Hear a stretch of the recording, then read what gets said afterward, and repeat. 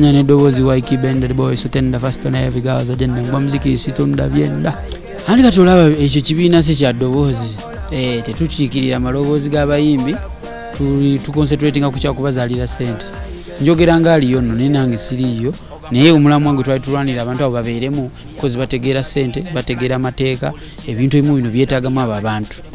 we need experts kati abo abantu abo tugattamu n'abafa abava eno abataano bano abataano batuyambe isira ndisibidde nnyo kuba n'abataano batuyambe bayingire ku bali okitegeera tutuuke taamu eddako oba boodi eddako nga temulimu ki gwe tuyita independent oba appointi nga temulimu appointi n'omu nga ffenna members meaning abafuna mu ki music sokera ddala kiri si kibiina kiri kitongole limited company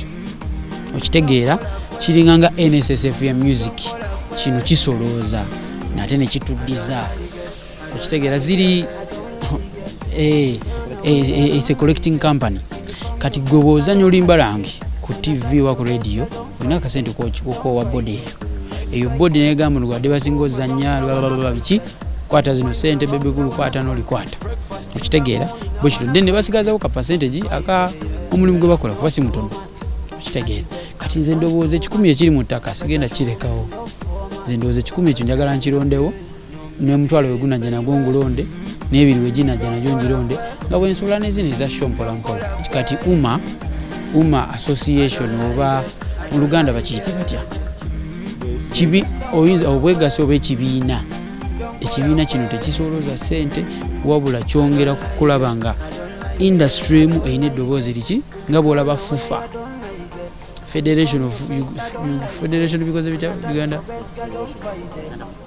Football Association webale nnyo kalate ne mu Federation Association lumu naye kyeŋŋamba kikino abo nabo tebasolooza sente naye we want to reach a point olaba nti FUFA ifuna funding from FIFA